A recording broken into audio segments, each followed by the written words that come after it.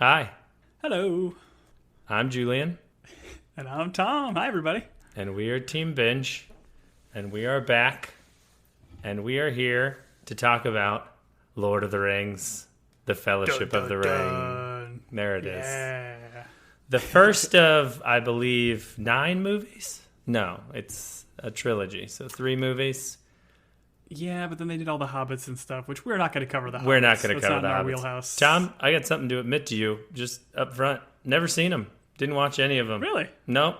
I felt like I read the books. I read all 3 of these: the Fellowship, Two Towers, and Return of the King. I don't know if I ever read the Hobbit outside of maybe like when I was super young, but I felt I enjoyed the franchise enough to give them a go. But those were all like one watch films, all the Hobbit ones. Yeah, never gave him a watch. Did read the book. Enjoyed the book. I've read all these books. So we've established our credibility by saying we've read the books, right? No one... Well, I've listened to the books. Oh, okay. I think that's the same thing. That counts. What's nice is we're about to dive very deep into Lord of the Rings, and we're doing this. Why, Tom? Because we have decided for our next pod, while we continue to wait for the next season of Ted Lasso, we're going to jump into The Rings of Power, the new Amazon Prime series coming out September 2nd. So we figure we got a couple weeks to burn. Let's watch the original movies, get us all hyped up for it. And then we'll be doing those episodically, releasing them every week. So hopefully you guys join us for those. That'll be fun. I'm looking forward to it. The only thing I know about that series, other than I watched a trailer, is that it's supposed to be like the most expensive thing anyone's ever paid for. So, yeah. And everyone knows if you put money into a TV show, it turns out well. So I'm looking forward to it. But Tom and I are going to go through the Fellowship of the Rings, the Two Towers, and the Return of the King movies. But we're starting here with this one. And so we're going to do a quick run through on it and then some categories of favorite parts. These are movies that I couldn't tell you how many times I've watched, but I rewatched it for this, enjoyed it this time as much as I've enjoyed it any time. Did you see this in theaters, Tom? Yeah, I think these came out, I can't remember exact timing, but like around like the same like time as Harry Potter movies. And I remember going to like see these being kind of like the grown-up Harry Potters, but they had like the same general like epic fantasy feel. But I do remember seeing all of these in the theaters and absolutely digging each one and couldn't wait to see the next. So this one was December 2001. My relationship to this is my older brother was a huge Tolkien fan, read all this stuff, made me read it. I can remember reading these books the first time and being too young to appreciate them. So I was like skipping parts, and like your brain starts to wander and you find yourself 30 pages down and you're just like, well, I'm not going to go back now. So I'm going to continue on. And then I read them again later and just, I think you have to be at the right age to really enjoy them. But I thank God I had an older brother that like was really big into these. And I think, Tom, he went to the premiere but opening night in a elven cloak. And I'm pretty sure, was your brother involved? Was your older brother involved in that? Because Brian... It wouldn't surprise. Brian, I know Brian went with my brother, and I'm assuming your brother also was part of that group, but maybe I'm wrong. Yeah, it was, if we didn't express already that our older brothers are also friends that grew up and went to high school together. So, yeah, it's definitely possible. Yes, but we met... Our brother's a nerd. We met without them. We met at that airport without them. Anyways, so I remember seeing this in theater. I remember enjoying it. Once again, every time. These are just fun to revisit really once a year. Peter Jackson, who I had no relationship with, directed them. I think he did a great job. Kind of like doing a podcast on something like this, taking on a movie on a subject matter where you have a fan base that like is deep into it, that loves it. I would argue like a case in point is Stephen Colbert. Like this history and story is like deep inside of him, like the history of the U.S. would be to, an American. Like there are people out here that live and breathe these stories. And so for Peter Jackson to take it on and then in my mind pull it off, I think is pretty incredible. And so us doing this podcast, if you're here and you expect us to be like the lore guys, you're in the wrong place, and please don't write us. Although both Tom and I, once again, have read the books. I've even read the Silmarillion, which is like the history beforehand. Do I remember every page? No. Do I have a tattoo of the White Tree of Gondor on my back? Maybe. I'm not gonna. That's a secret for me, you know. But this movie starred Elijah Wood, Viggo Mortensen, Ian McKellen, Sean Bean, Kate Blanchett. No, Kate Blanchett. Yeah, Liv Tyler. A lot of people that I don't know that I had a huge relationship with, but everyone does such a great job in this movie. I should mention this came out right after 9/11, so I think we were all ready to fight Mordor at that time.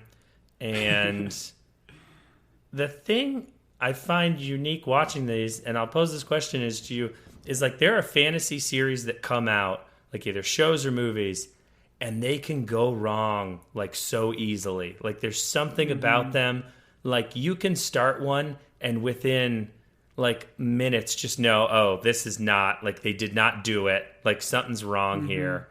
Do you get a sense of what made this one successful, and like when you watch other ones, what they get wrong? Like, do you know what I'm saying? Do you have that same? No, I 100% agree. Like, there's just so much stuff. I feel like Dungeons and Dragons is like an example, but there's so much lore. There's so much interesting stuff that can be done. I think they're even trying to now, like, pawn off another franchise, like a Dungeons and Dragons franchise. But fantasy is a very difficult thing to get right, and I feel like Tolkien here created like the original fantasy. Like this is what inspired so much stuff that we see nowadays. And I feel like the story is what really holds us together. It's the story, and for me, the world building. Like even watching this again after seeing it multiple times and reading the books, like all the beats and stuff like still get me. Like how Frodo as a hobbit who has no business being the one to like lead this group and take on this burden or whatever it does. So it's always kind of like that David versus Goliath kind of deal. Like there's so many cool beats and stuff in this, but I do think that it's a unique start to this movie, how they do a lot of like exposition dump like right at the beginning and kind of throw a lot at you. And in a lot of movies, like I hate that stuff. Like I'd rather you show me and go through that as opposed to just telling me everything. But I think that just does such a great job of setting up the lore and the world that they're trying to create. Right. I think there is something about like the realism that they do in this in the sense that like a lot of the stuff looks good because it's done practically, which we'll talk about. Even the CGI stuff, there's a couple of times where I'll talk about that like kind of took me out of it. But like it looks great. It stood the test of time. This is over 20 years old at this point, which is a crazy thought. The world building, you're right, but there's something that like can go so hokey about a fantasy where it's like, hey, we're going to make this as weird looking as possible. And like, this is sometimes what I have issues with like Star Wars is like, Star Wars is like, let's take like the weirdest looking things and just put them on camera so that people are like, oh, that's what aliens would look like in another. Oh, they kind of look like a mix between this and this. Like, this is all very, like, I don't know, practically done, human in nature, and it wasn't like, hey, let's make this as weird as possible. Like, the style choices and everything make sense. And I think for a lot of people, having, like, read the books and then having it seen visually, we're like, yes, like, that's what I pictured when I read it. And so I don't think a lot of series like this do that well. And that kind of reminds me of like my relationship with Game of Thrones, because I watched the first season and just was absolutely enthralled by it. And to your point too, it went light on the fantasy elements, at least initially, and just focused on the characters and didn't get too wild with that until like later when they introduced dragons and the White Walkers and all that jazz. But after watching that first season, I was just so hooked and enthralled.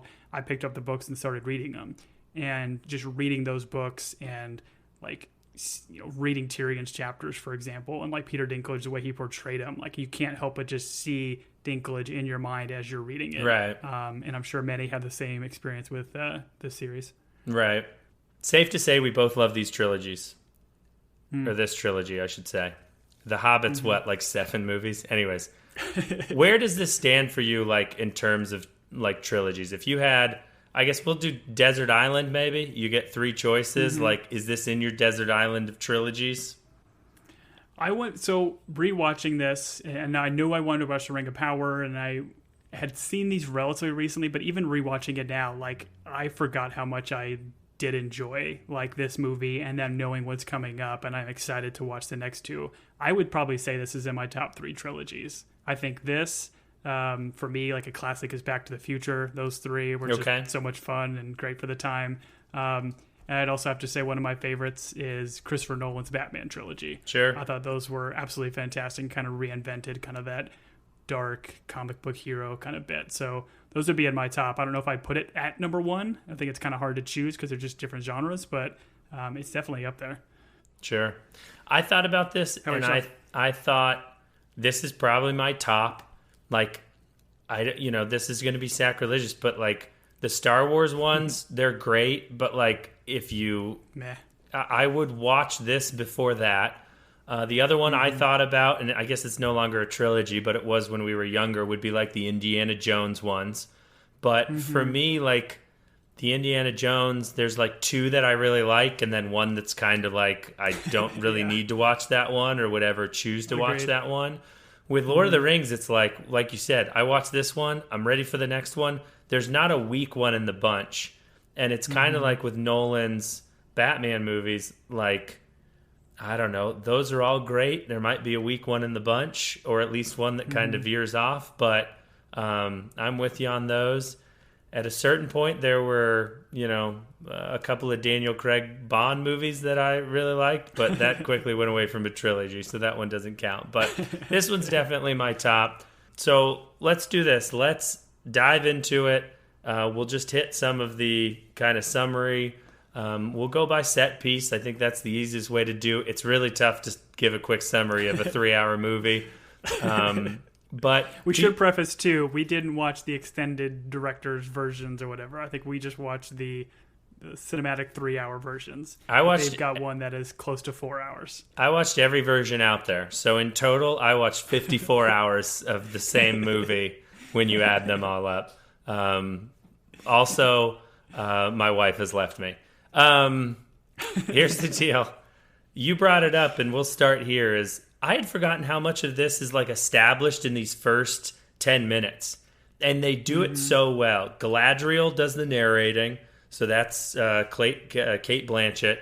She does a phenomenal job. Like, her voice is engrossing. We kick it off, and it's pretty simple. Bad dude made a ring. All of the hatred and malice is put into this ring. We see that there was like an epic battle. And like, to your point, it's an exposition dump in the beginning, but they do it so well, it's captivating. And I was watching this, and I was like, I forgot they start with a cool battle scene where you get to see orcs and elves and the last alliance of men and elves, like, fighting it out. And Sauron, like, the way he looks, all that stuff it just looks great. Practical, CGI, the mix of two. Like, I completely enjoyed it. So I started thinking to myself, like, there are certain movies in my mind, that first 10 minutes, they open with like a battle scene, and it just like blows you away. Like, I think of like Gladiator. Like, Gladiator for me has probably got the coolest like opening scene. You get to see that Roman versus the Germanic tribe. You get to see like the grit of what those battles look like, and they do it so well. And there's a score playing that you're just like, yeah, pump that straight into my veins, which in this movie, like, I don't know how many times you felt like the score really makes a lot of this. It doesn't make this movie, but it adds so much. And so have you ever just put this soundtrack on in the background? Are you, there's certain... I have. Yeah. I was gonna say, I'm one of those guys, like, when I work like from home, I'll just kind of put some like classical things if I'm training or deep into like something through work. But I do like to put on like this epic movie soundtrack stuff in the background. So it'll be like this with the Christopher Nolan stuff, like just some classic, just get you pumped. Right. And this one was done by Howard Shore. I for sure was like, oh, this is Hans Zimmer. It's got to be Hans Zimmer. Anytime there's a great score on a movie, I'm just like, it's Hans Zimmer. I looked this one up. It's Howard Shore. He does a great job. If you're ever playing a tabletop game or a epic board game, put this sucker on in the background. It adds. It's amazing how many times you'll be rolling the dice and then like the dramatic music will hit, and you'll just be like, oh, I'm in it. So I think it was interesting too, like with the length of this, apparently the studio wanted it to be like the original prologue was 5 minutes longer than the studio wanted, which of course we always know studios are the best and they give the best feedback to visionary directors. So I'm very glad they didn't cut any of this, because I do think all these little points were needed to be able to justify kind of the doom and gloom to come. Yeah, it's a great point, because like you've got to think of some people are coming into this movie having never read the books. Like, and did you go into this movie having already read the books? Did you like know the story, or did you read them afterwards? No, I hadn't read them at that point. I think kind of like Game of Thrones kind of thing. After watching all three of the movies, then I kind of picked up the books. So for someone who hadn't read the books, like the story made sense, like the way they lay it out. And it's a pretty universal story, although they get into some stuff that we'll talk about later that I think is so impressive, and you can chalk it mostly up to the author, Tolkien. But so for someone that had not read the books, like for me, I'm coming into this movie from the perspective of I had read the books, and so I kind of knew. But like, I appreciate that the studio didn't get their way. I wish the prologue was longer. I would have watched The Last Alliance of Men and Elves for 30 minutes. Like, pump more minutes of this movie into my heart. Anyway, Listen, so yeah. You might get it with the Rings of Power. I don't know exactly when that takes place, but I'm super jazzed for it. Years and years before this one. But then we go from the prologue and we kind of calm it down. We're like, hey, here's Peaceland. This is the Shire.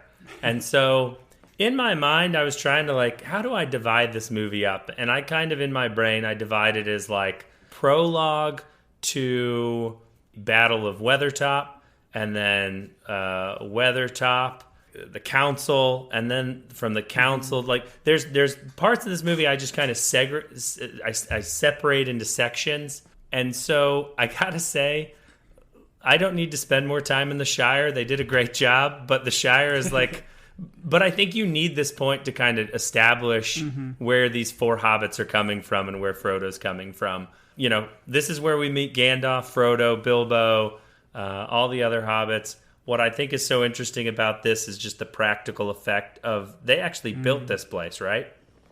Yeah, so apparently like Hobbiton here that they built it a year before ever filming, because they wanted all the gardens and everything around it, foliage to grow. And I think they actually still exist today in New Zealand, where I'm sure everybody knows this was filmed.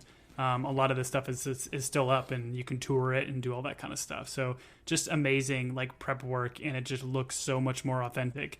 Because to your point, you know, some of the CGI, you know, doesn't hold up maybe quite as good as you would expect today. But again, 20 years ago, I love how they went practical with so much of this stuff, because it just really helps sell the world.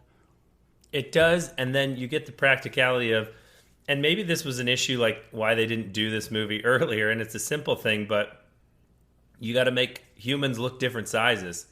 And so you've got Gandalf, who's supposed to be tall. You've got these hobbits that are supposed to be half men.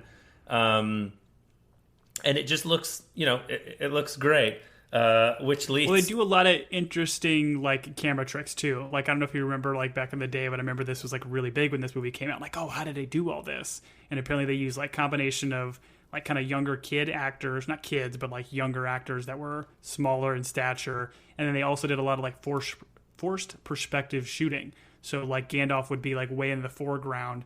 Frodo would be way in the background, but they kind of made it look like he's standing kind of right next to him. So really cool use of different movie magic to be able to make them, you know, show their different statures and sizes. Yeah, and then I'm sure they had to make Bilbo's house really small, which is fun because Ian McKellen's got to walk around in that tiny hole in the hill. Well, and yeah, there's that one point, I think, in the sequence where he bumps his head as he's kind of walking around. They kind of play it for humor, but apparently Ian McKellen actually did that, like, on accident and hit his head, and he just acted right through it, and that was the take they ended up keeping. Yeah. I I enjoy this beginning part. Once again, it's not my favorite because I'm trying to dive into all the fun stuff, but the way it looks, and I think there is a theme here that's established like early on from like a Tolkien perspective of like, hey, this is what like the good life looks like. It's a lot of like nature, like people living in peace. They keep to themselves. They read books. They smoke pipes, and it's just like you live in a garden. Like it's just lovely out. And then that takes us from there to we're exposed to Mordor, which what I thought was interesting is the Shire is so practical, and Mordor is clearly like, they didn't dig a giant hole in the ground, put up all these towers, and like it's CGI, like it's fake, but it just looks so good, and like it still brings this menacing like darkness to it that in juxtaposition of the Shire is so great. It's like all the architecture on the buildings, like everything is just sharp and coming to a point. Like as we see the Nine Riders, the Ringwraiths, Nazgul kind of come out and stuff, they're all just in incredibly impractical armor, but it just looks so cool. It is super, super awesome. You get all the creepy music, the whispering voices, the shrieking, and then it just, I don't know. That once again, the juxtaposition of those two things is great. We get the cool visual of Gandalf finding out what the ring is. That effect of like the ring burning in Elvish, like that writing still looks great. Well, and do you know this? So apparently, like Tolkien actually developed or wrote not a full dictionary, but he actually wrote like the Elvish, so you can actually read it, and there's vocabulary and all that kind of stuff, and that's what they try to like integrate into the movie, which is just incredibly fascinating to be able to do that. And whenever they're talking Elvish in this, it's just beautiful. Yeah, it's beautiful. The guy he created a world, essentially. He created a world out of nothing, and here's where I don't want to there's stuff in the back of my mind that I know about Tolkien, and I want to say it, but I don't want the emails when I'm wrong. So I'll just leave it at really smart dude created a whole entire world, and I will leave it at that. And just once again, to create a world with such detail that you create a language that people can actually speak. I'm pretty sure Colbert can speak this language. It's just an incredible thing. Very quickly, we then meet Samwise. We see the, kind of where we're at in terms of the quest of, hey, you got to take this. You got to go. And for Gandalf, it's, hey, I'm putting him in danger, but he's only going as far as Rivendell. Not a big deal. There's a part here where I'll talk about it in quotes, but Samwise says, I wasn't dropping no eaves, which is just, were you eavesdropping? And one of the things that I think is so smart is to establish early, hey, this ring, it's sentient. It knows where it wants to go, and it will manipulate you in order to get to the big bad Sauron. That is, and so you're while it could be something that's useful or something that he's drawn to, hey, this thing is going to do what it needs in order to get to the evil dude. So I don't know. I always find that fascinating. And I think we see throughout the whole entire series, but especially in this movie, how so many of our prime characters are kind of tested. Gandalf very early on, it's hey, don't tempt me with this. I'd have good intentions, but what I would do with this is beyond pair because of the evil and everything that's in this. And then we see Galadriel, Boromir, Aragorn, they're all eventually tested with it. And it's very interesting to see how the power of this ring, it's not just a metal object or whatever. It has the soul of Sauron still in it. Yeah, it's a fascinating, and I think as I've gotten older, this movie when I was younger I won't say it was a cool action movie, but it was just a cool sword and sandals, like adventure type movie.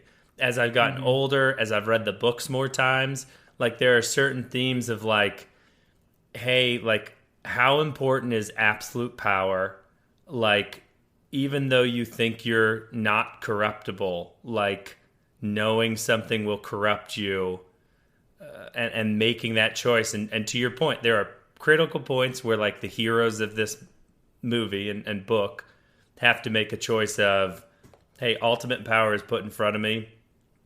Do I accept it?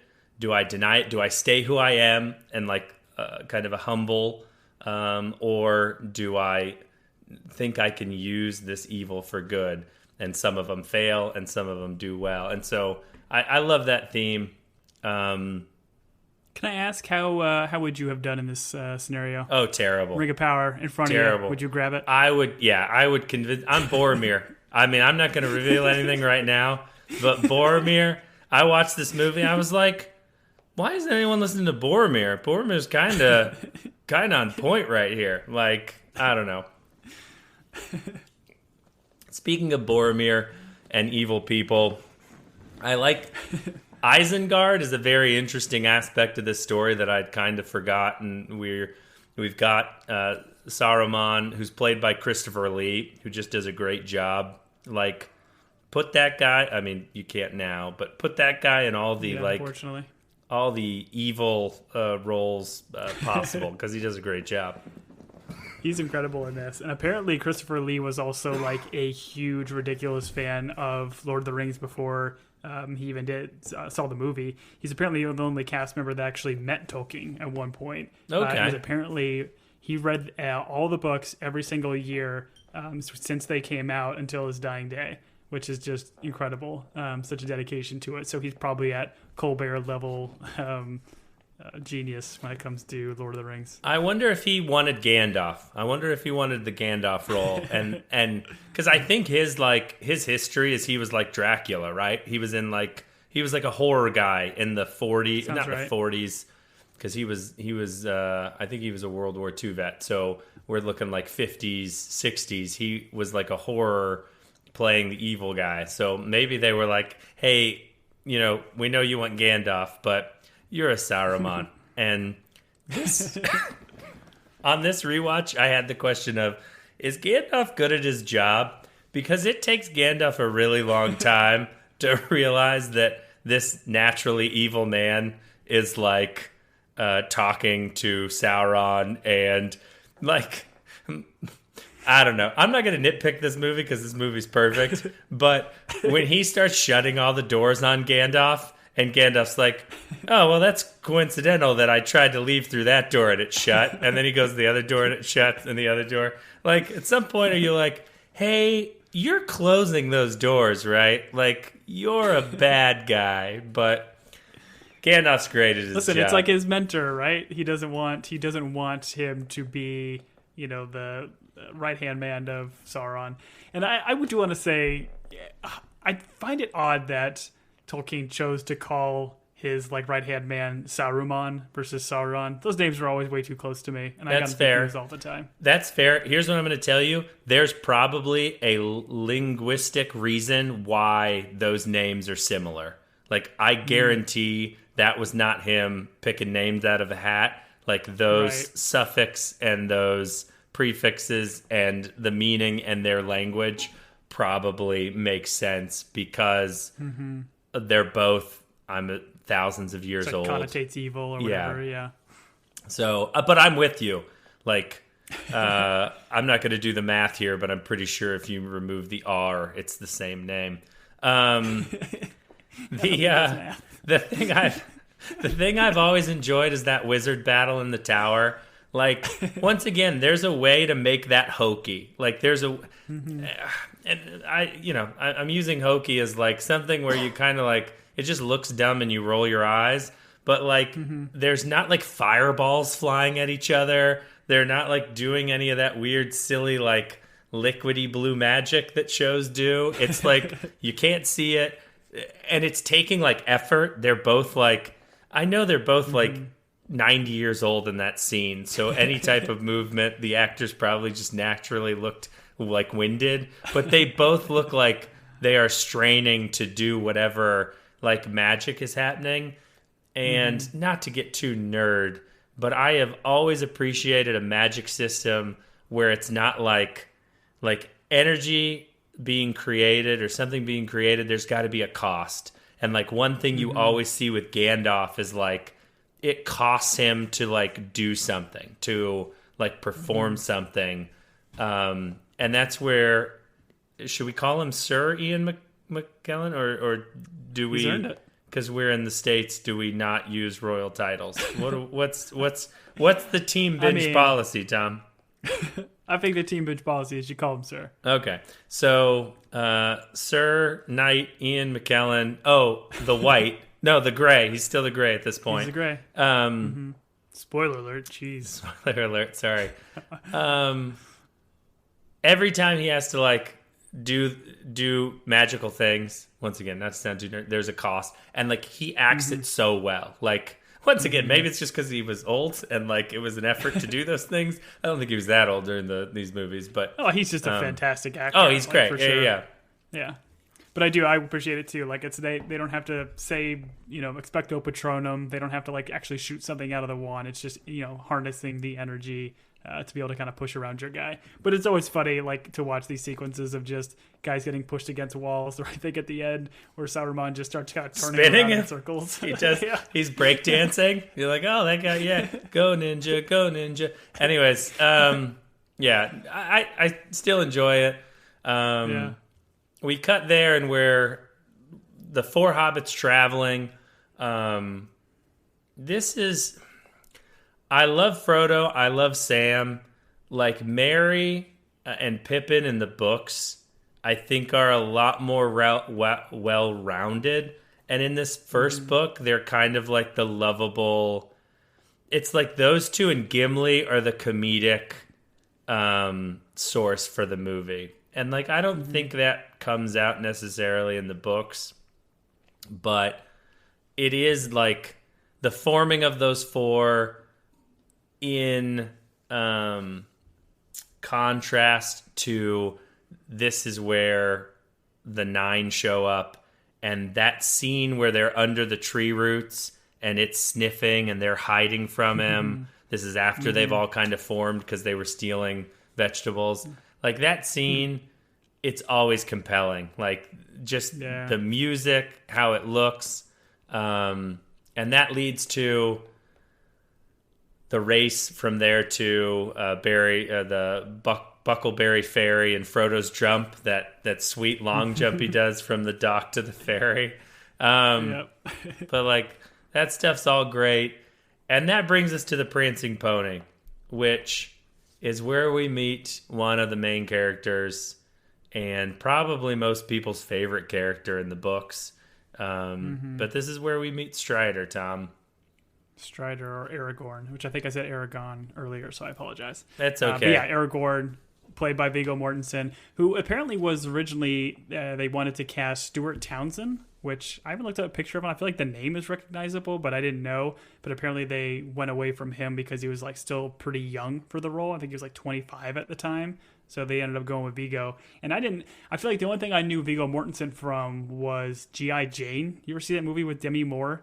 He played like the other, like her drill sergeant or whatever, who was just like a complete jerk and whatever. So I kind of had like that mentality going in, but he had a much shorter hair. Tom, as a married man, I've never seen G.I. Jane. I don't know what it is. I don't know who Demi Moore is. Yeah, I looked this up. Stuart Townsend, I had to look him up. Is it libel if you say something about someone? Hopefully we can't get charged with libel here. But from what I read, Stuart Townsend wasn't really into the sword practice or any of that stuff. He wasn't showing up for sword fighting practice, so they got rid of him.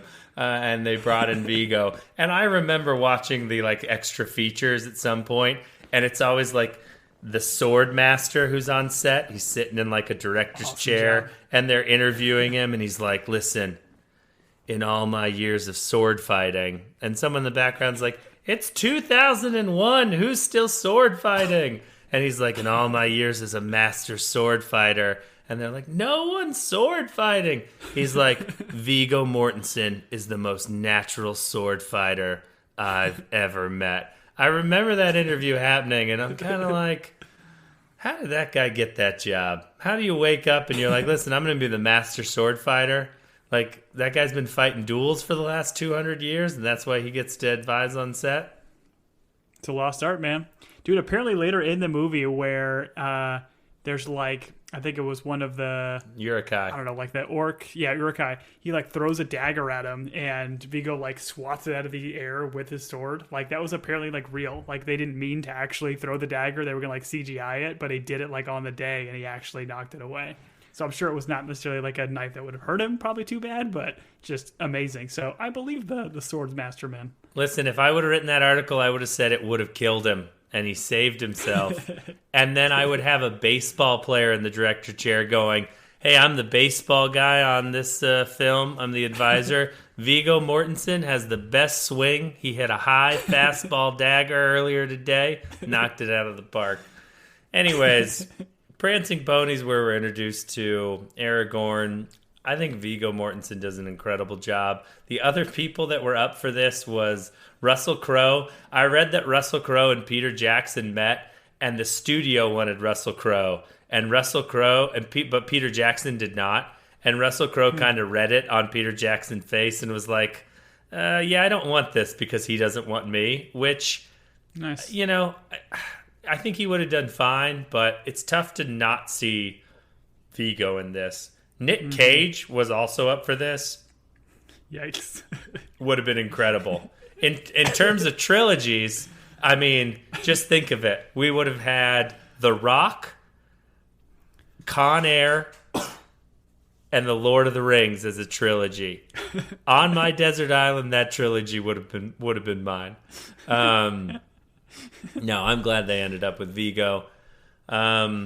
We go from there. We cut a couple of different times to like Isengard. We see the Urukai being made in the mud. There's a lot of trees being murdered, which once again, there's that theme of like the Shire is like the ideal like nature. And like a lot of these themes, like the elves who everyone loves and like are a lot of like in harmony with nature. And then you have the like industrial complex burning trees in order to make weapons, like make these big Urukai.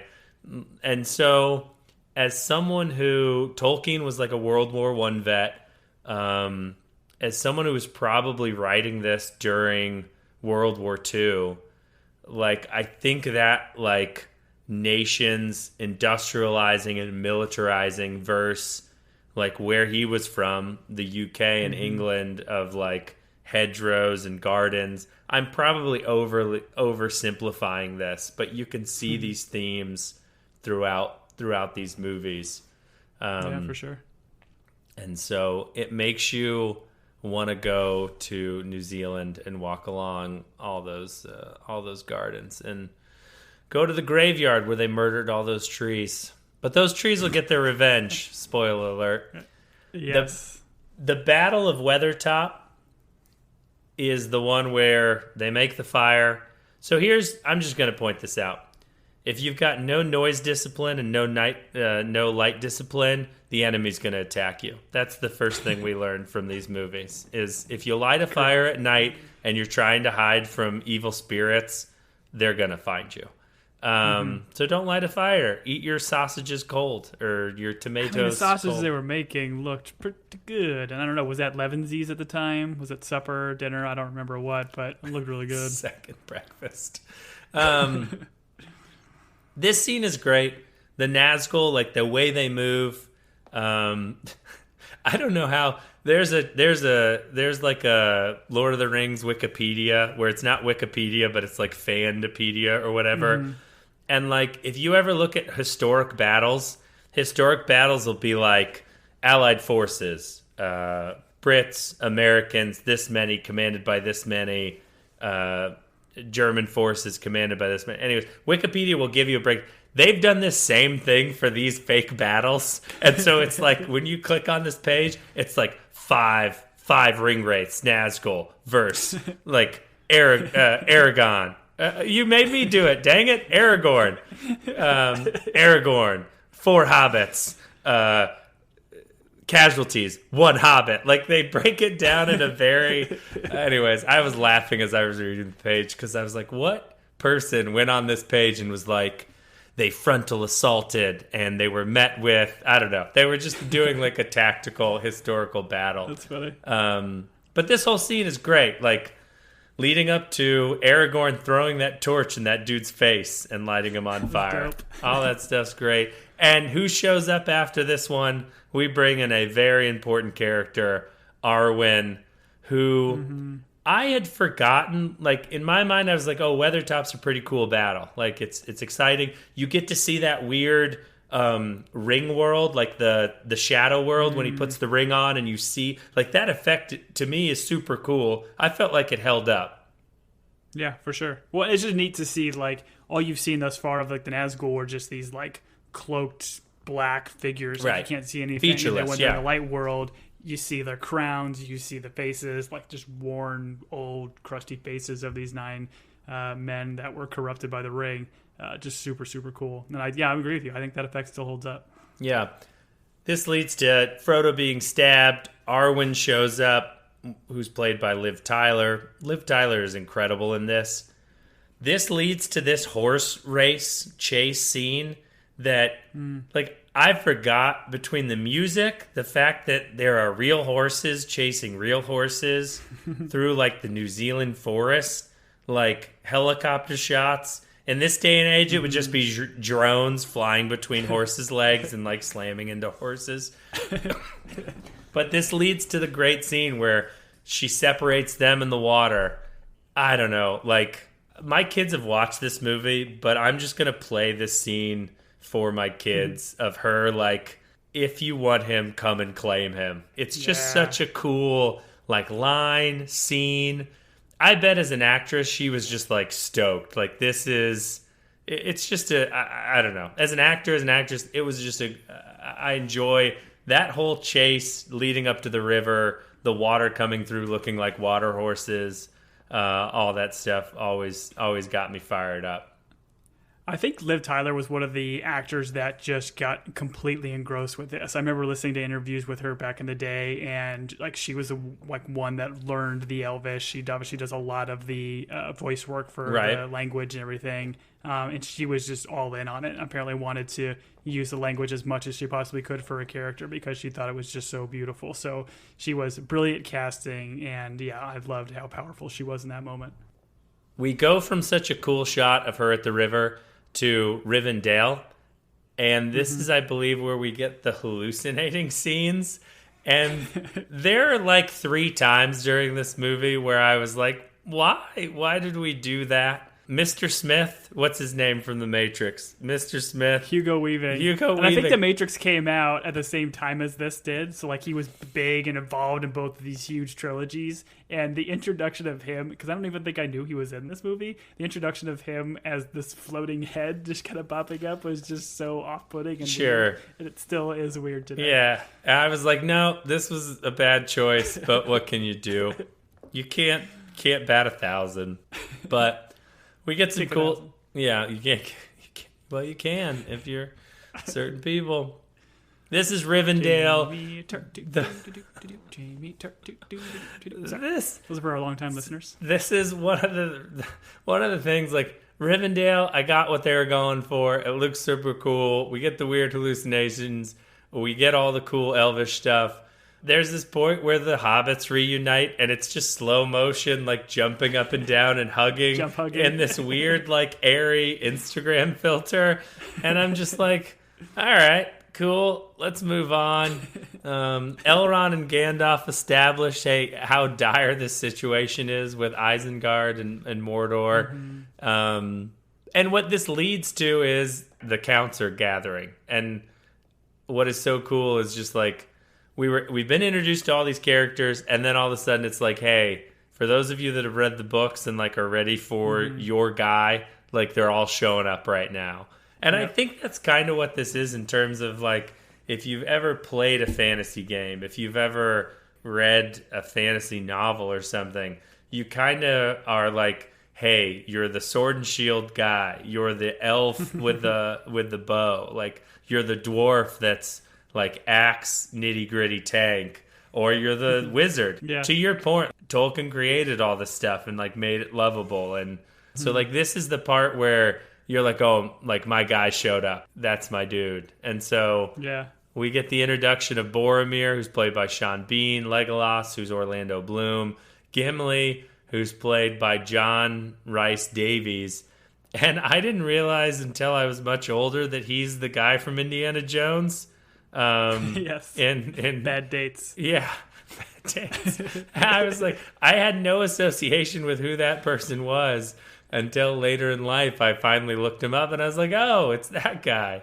Apparently, one of the funny things is too, like he plays the dwarf, but I think he was actually one of the tallest actors on set. Sure. Like 6'1". Sure. So they had to like dumb him down a lot. So most of his scenes are like, close-up shots of his face. What's so incredible is going back to the publicity photos of this cast, like in civilian clothing, like for Entertainment Weekly or whatever. It's a lot of like bootcut jeans. And then, so in some of them, it was like the Hobbits and Liv Tyler. And Liv Tyler's like a foot taller than all of them, which is so funny.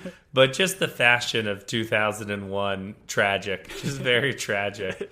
And unfortunately, we were all both victims and the guilty.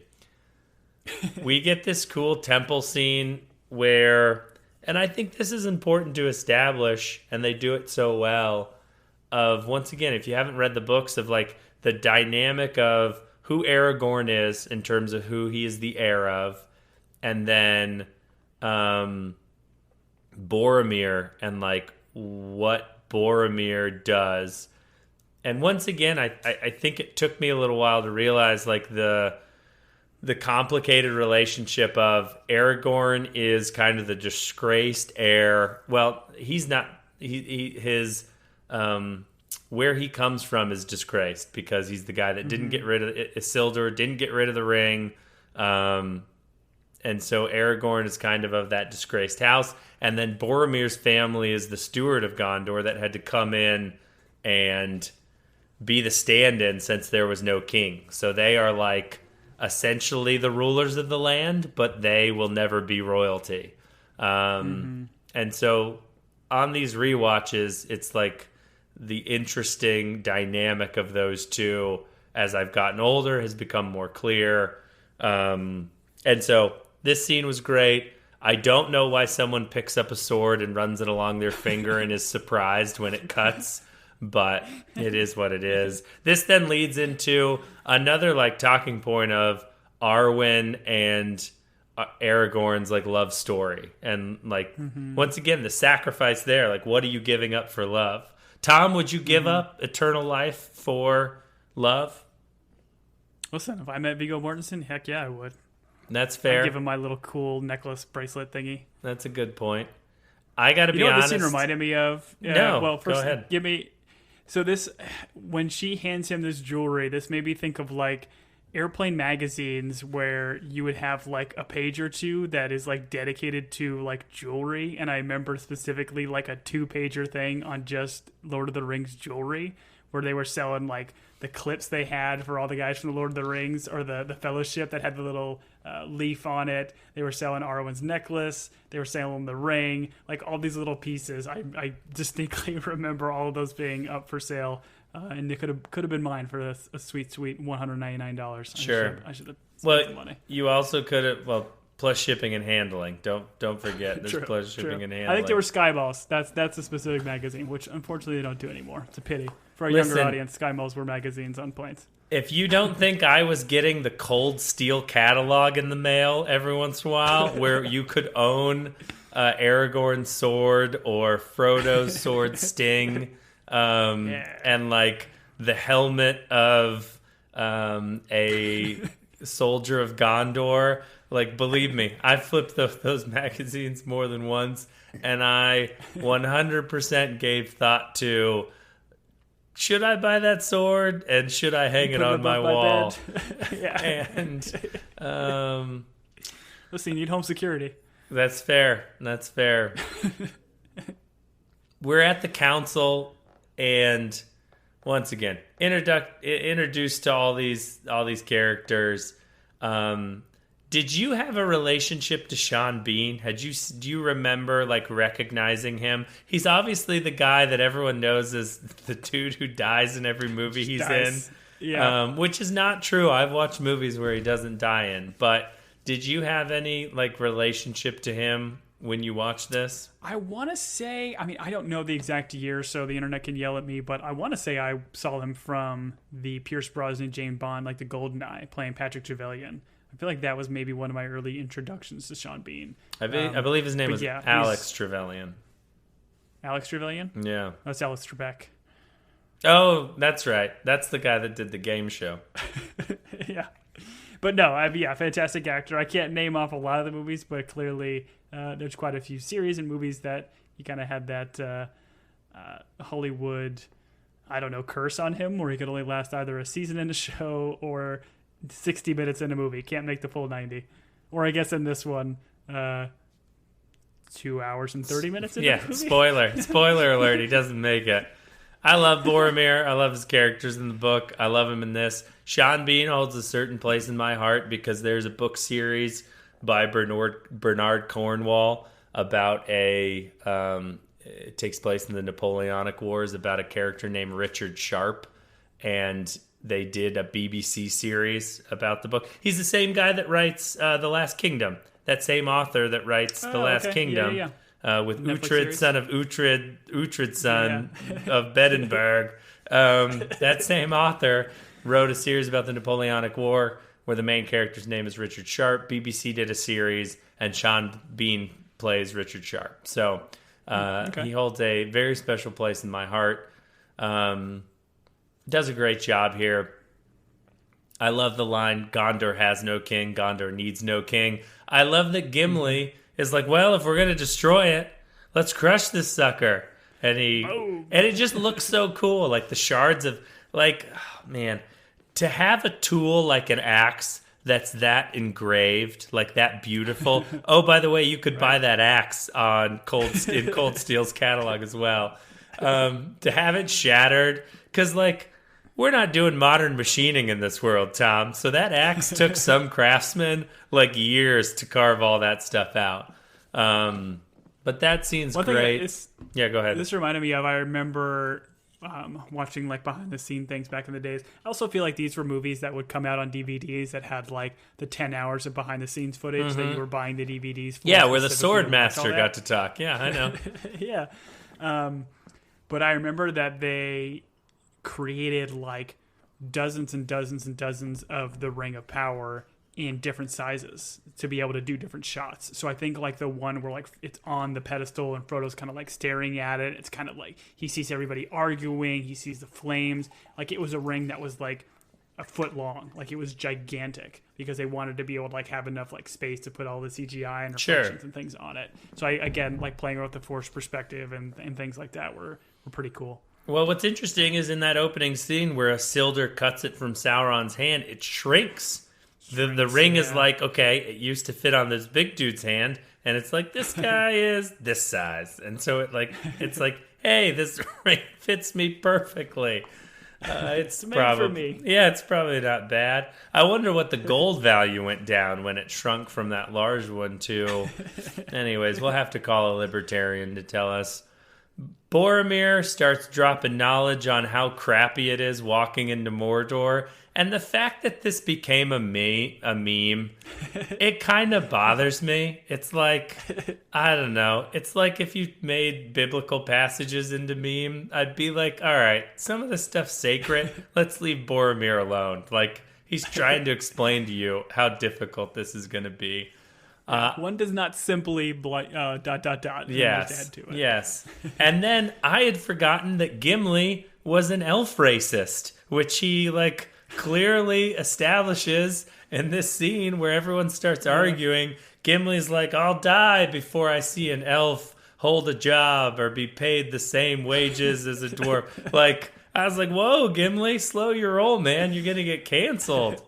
But there's something about this scene where, and we haven't talked about him, but like, Elijah Wood, I don't know where I'm at on Elijah Wood. Like, he does such a great job in this role.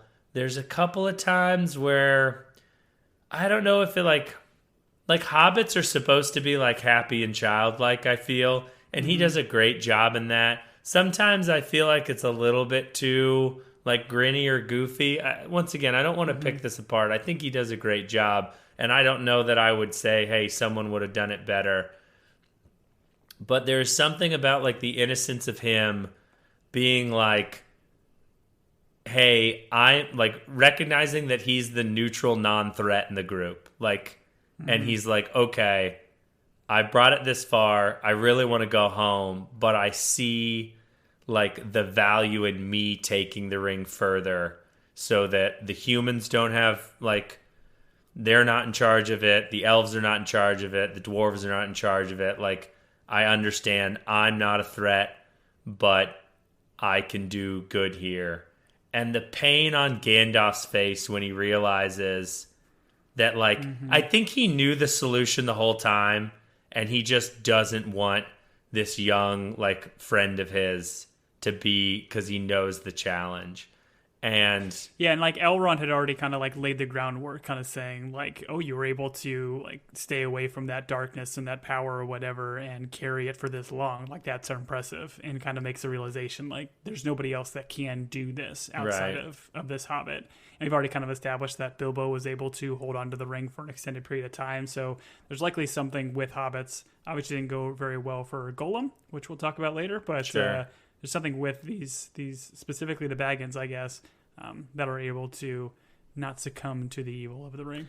yeah, I don't know if you can chalk it up to genetics. I think it comes down to like a character trait, because you can even see like in Bilbo, which we'll talk about here in a little while, where Bilbo gets real weird when Frodo starts unbuttoning his shirt, and they do that like as an uncle does, right? Uncle Bilbo, oh no, second cousin, excuse me, second cousin. I appreciate we're not going to have any issue with the name Bilbo. The thing. Anyways, if there's ever a jump scare, I was surprised that there is literally a jump scare in this movie where Bilbo goes evil and he's like, I want to get in there. Oh, so creepy. Yeah, so creepy. Anyways, I don't know. I think there is something like more specifically to Frodo as a person as opposed to maybe the genetics of Baggins, and so I don't want to sell Frodo short, but it is an important moment of like recognizing like selflessness in a person, and like movies like this I think are so interesting because it's like if you don't take it just as like an entertaining film and you do some like self-reflection, it's like the recognition of like the selflessness that it took for a person who could very easily be like, not my problem. I'm going to go back to the Shire, smoke hobbit weed, and like garden, and I'll be cool. But recognizing that like, hey, I am the best solution for this situation, even though it's going to be super crappy for me, and being like, I'll do it. I'll take it on. I'll take on the burden. And really not even knowing how it's going to turn out or what that burden is. And once again, just the way Ian McKellen's face like reflects like I know this is what needs to happen, but man, it hurts that like he's doing this. And anyway, well, doing it willingly, right? Yeah, and stepping up to the plate for it.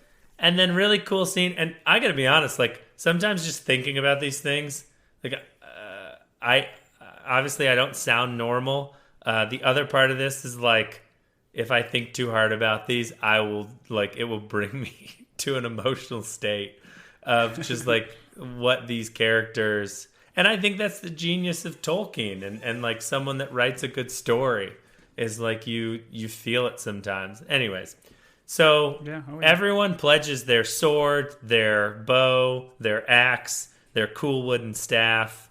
I would like to meet the extras that were at the council. Like, there's a couple of old men that don't speak. Yeah. Like, I guarantee those dudes were like, hey, I was at the Council of Rivendell, like, that formed the Fellowship. And they're like, yeah, Grandpa, we know, man. We know you were an extra on Lord of the Rings. He's like, no, I don't know. I just think there's like some extras of every race that are there that are so great. Yeah.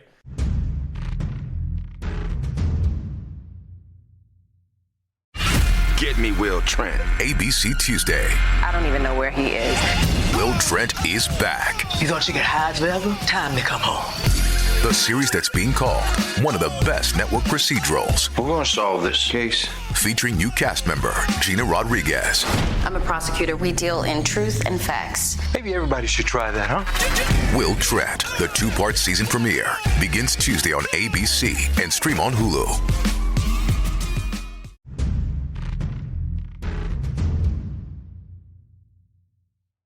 This quickly takes us to the mountain, which is a cool scene where they're hiking around the mountain. We see the evil spies. The important part of this is that moment where Frodo stumbles in the ice. And, bro, get a better chain. If you've got the Ring of Power on, like, a small chain that's going to, like, unclasp and break all the time, you got a dwarf with you, man. I guarantee that dude's got a giant chain somewhere that he can hook you up with. I agree. But the moment, I don't know, the moment where Boromir picks it up, that moment I think is pretty important. And yeah, because that's his like first kind of test, if you will, and you can kind of see him kind of slowly. He hasn't fully committed to trying to like steal or take this ring, but his eye is on it now at this point. Right. And I love what they do with some of this sequence here in like the snow scenes where they have like Legolas just kind of like everybody's just buried in the snow, but Legolas as an elf can just, light on foot, can just walk on top of it, which I thought was really cool. I think it's one of these things that I missed, like probably the first time watching it in theaters. Didn't really realize what was going on, but I love that little bit, and that sequence is so cool. Yeah, it would have been funny if everyone else just piled on his back, and so he's just like light-footed on the snow.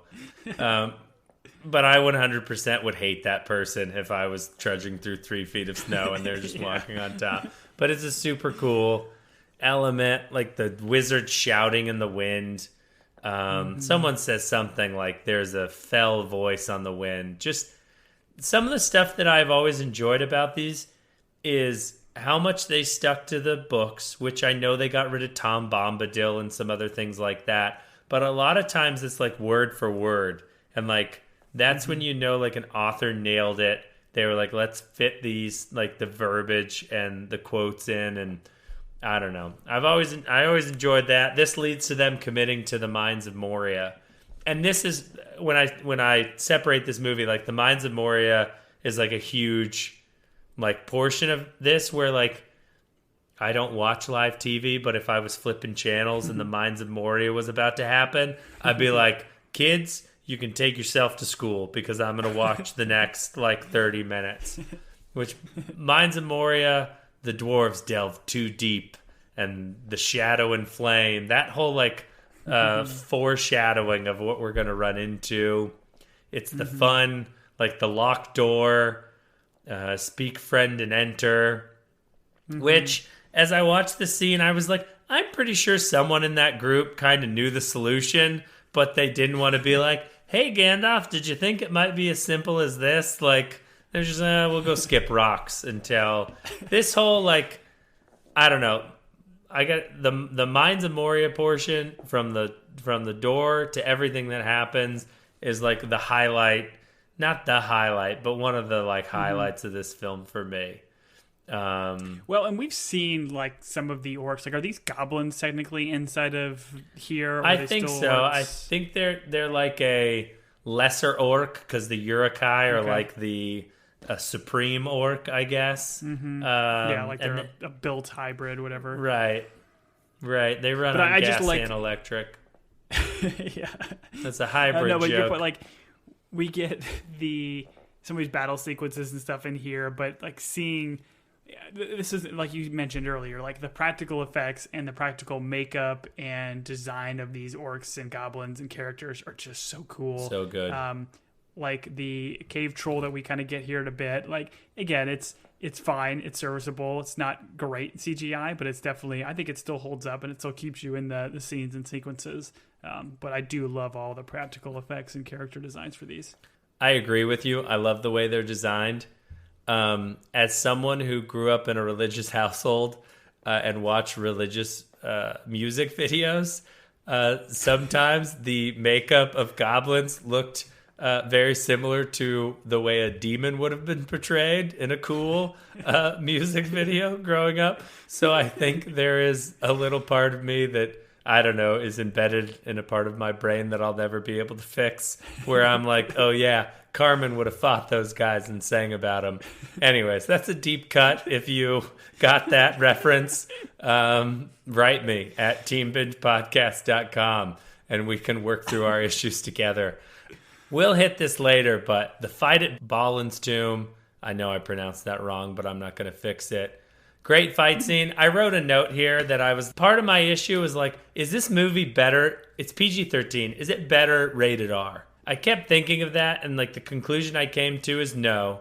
It should be PG-13. It should be seen by a wider audience. There are themes here that, like, my kids have watched it. My kids are, under the age of 10, which don't write me if that's bad parenting. I have one child who gets nervous and scared about a lot of things, but took these movies in stride, didn't have an issue, like enjoyed them.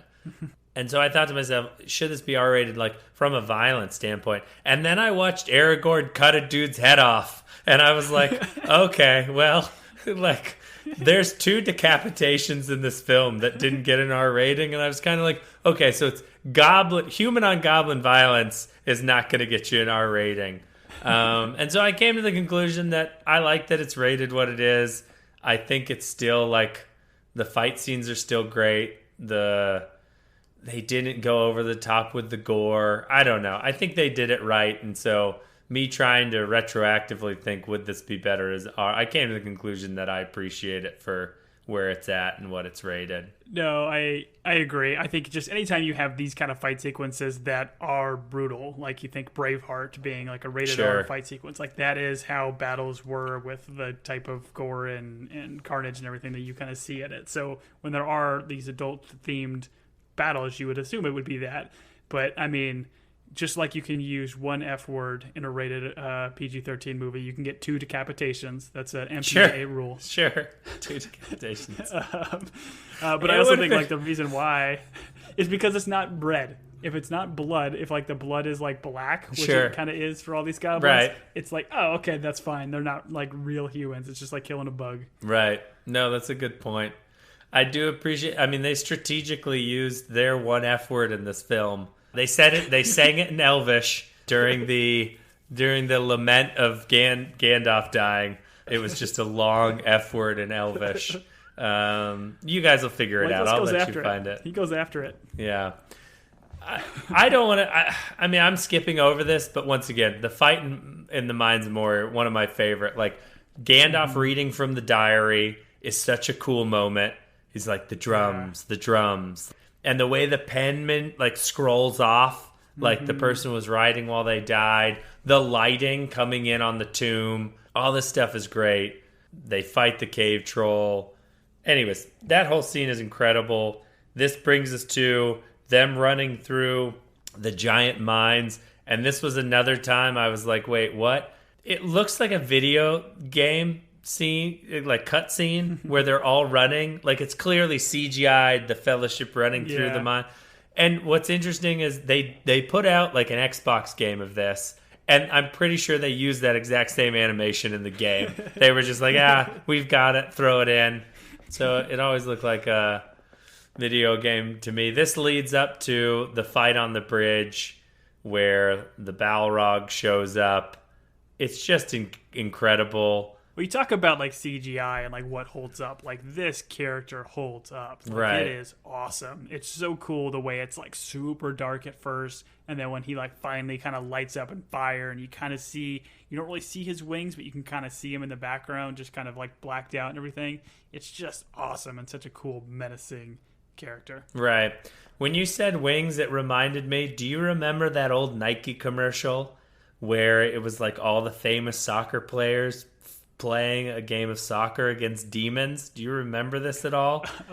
Very Vaguely. Okay, and the end of it is the goalie is a demon with wings, and I don't know who it is. I'm assuming it's Pele. I don't know. I don't know a famous soccer player from whenever. He goes to take the shot, and the demon extends his wings, and he covers the whole goal, and the dude puts the ball through his chest, and the demon like looks down, and there's just a hole in his chest. Do you remember that? And it was like, just do it. And I was like, what?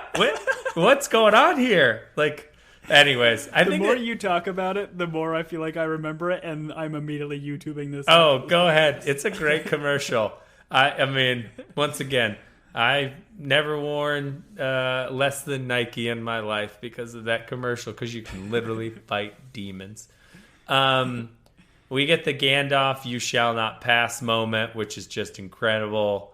This leads to everyone being sad. We then go to the woods of Lorien. The one scene I wanted to point out during this is when they're walking through the woods and they're like, oh, these woods are enchanted. And then all of a sudden the archers pop up. They put those bows so close to their faces. And there's these cuts where it's like everyone looks and then arrows are in their face. And then it's like the next character cuts, arrows in their face. And it's like every character looks and then arrows in their face. And I'm like, I thought the whole point of a bow and arrow was to create distance between you and whoever you're going to shoot. These archers are like, I could use a sword because I'm that close, but I'd rather shoot this dude in the face from, I don't know, point arrow range. I don't know. I watched that scene and I was like, interesting. This made me think of like an extra on set who's like holding the bow here and then like just gets tired after, shooting the scene 4 or 5 times and actually lets one loose. Right. And Mary takes one to the face. Oh, poor Mary. I'm like, okay, they've got to be like glued to the bow itself so they can't actually fire, because these are pointy arrows. Oh, that so are pointy. Right up at these guys. And they're but like, I do appreciate the comedic effect of Gimli saying, "Oh, I can hear and or smell anything right away," and then he just turns. So clearly, this person was standing right in front of you. So we're gonna let the camera work just kind of play on this a bit, but right. It's very funny. Right. This cuts to, entrance of Galadriel, she does a great job. We're doing some mind reading. Just steals every scene that she's in like any movie. Like her eyes are just fantastic. It's a funny thing, she had like a cameo in Hot Fuzz, a movie with like Simon Pegg and Nick Frost. Oh, I'm familiar. Where she plays like a crime scene cleanup person, right? Yes. So she's wearing a mask and everything, so all you see are her eyes, and just like the work that she does in just her beautiful eyes is just fantastic. And you know who it is. Like, I remember seeing it being like, oh, I know who those eyes are. We recently watched The Talented Mr. Ripley. She has a small part in that. She does an incredible job. Like, I don't know. She's great in this. She's going places.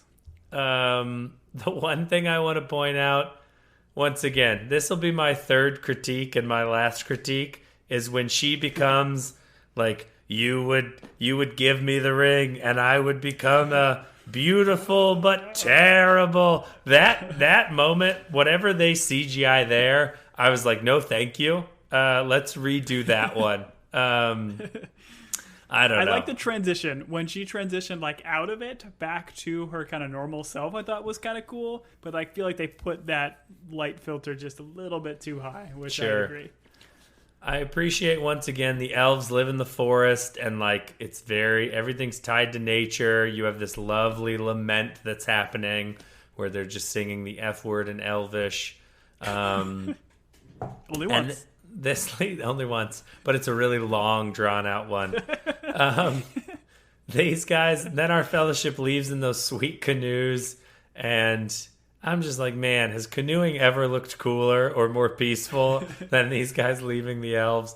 And what Peter Jackson does so well here is he cuts in between this like idyllic, like peaceful elves, like sanctuary, and the Uruk-hai, and then like the industrial complex of them coming out of the mud, them getting armor thrown on, and it's just like crude leather and iron, and their swords are like, like where the elvish arrows have like these beautiful arrow tips where they're like Right, shaped in the yeah. cool.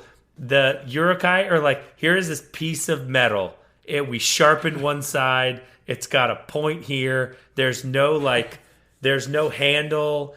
It's just like a piece of metal we created. Go murder. And like, I don't know, the contrast of those two things I've always found fascinating. And once again, Peter Jackson just did a great job of, hey, idyllic, these guys are murderers, like, and these two forces are going to butt heads. And that's what you see is like the Urukai running. You shall not rest. You shall not sleep. Like whatever Saruman gives that speech. And these guys are like, hey, look at these big statues. It's so beautiful here as I canoe down the sweet New Zealand River. And the foreboding you feel is like, oh, those guys are going to show up. We get to the beach rest where they beach the canoes. And this leads to just a...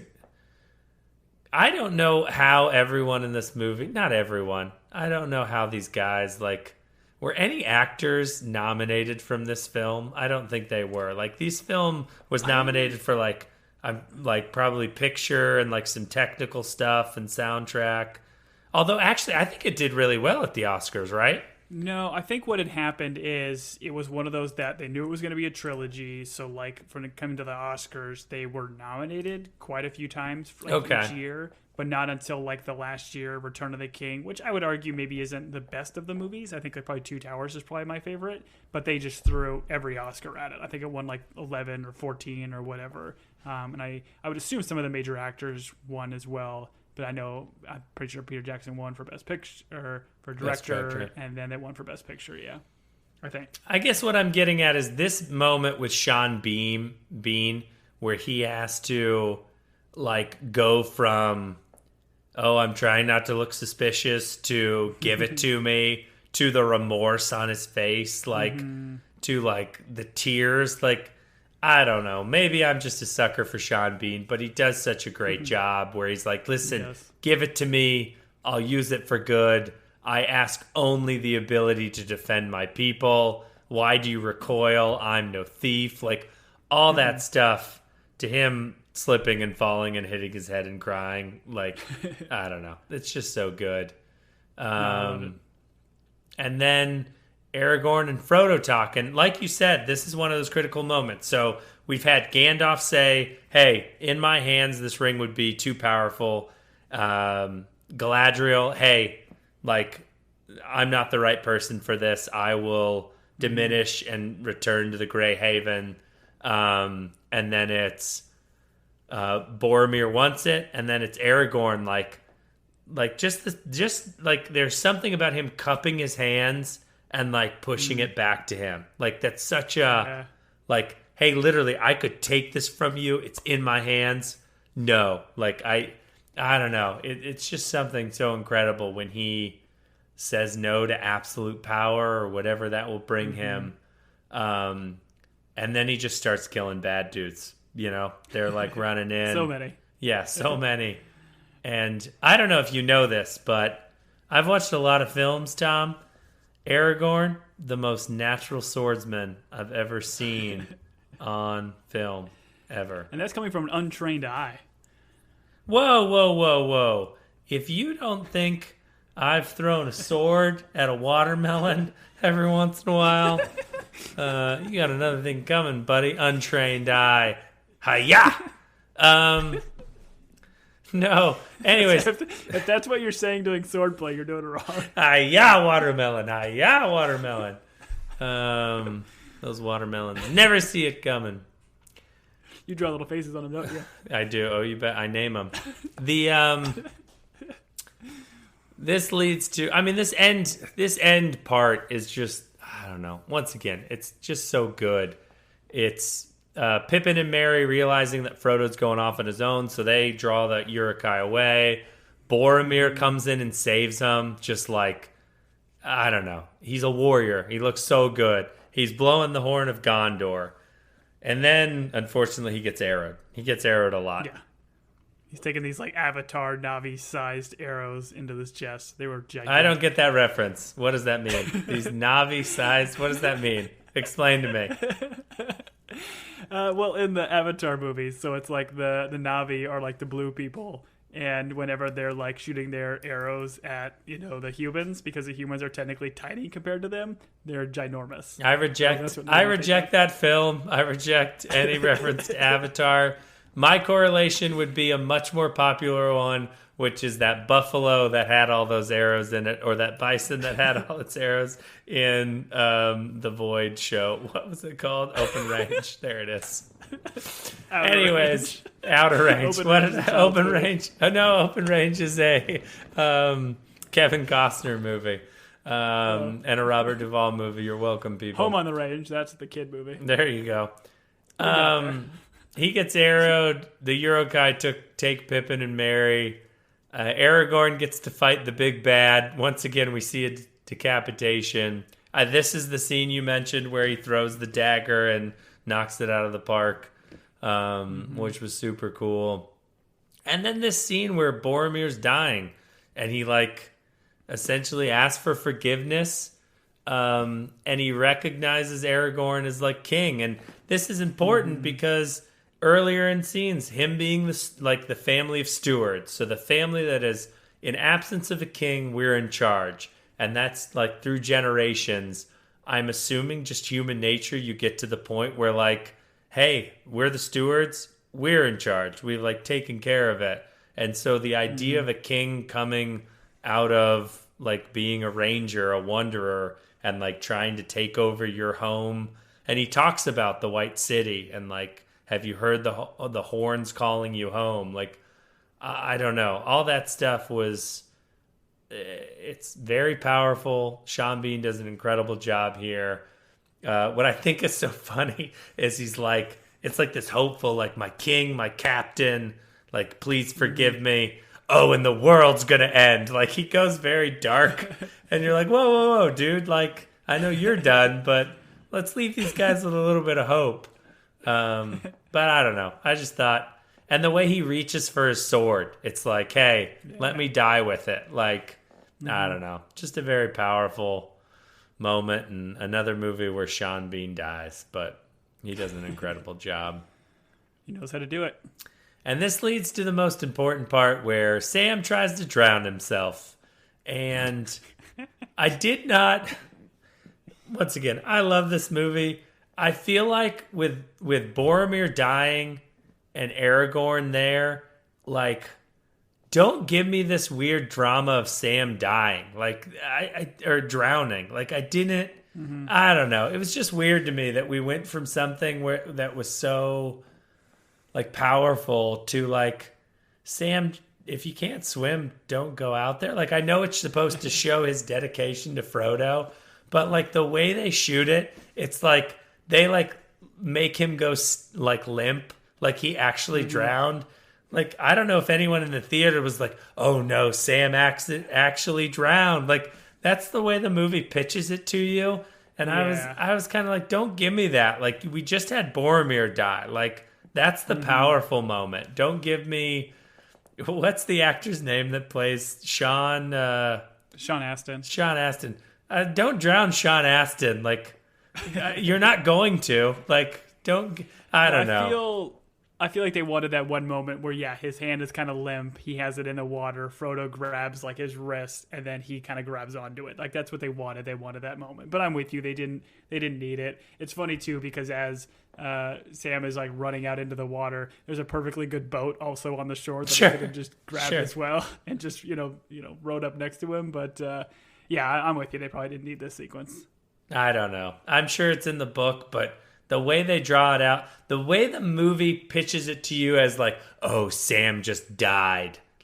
You're no, he didn't. He's not going to.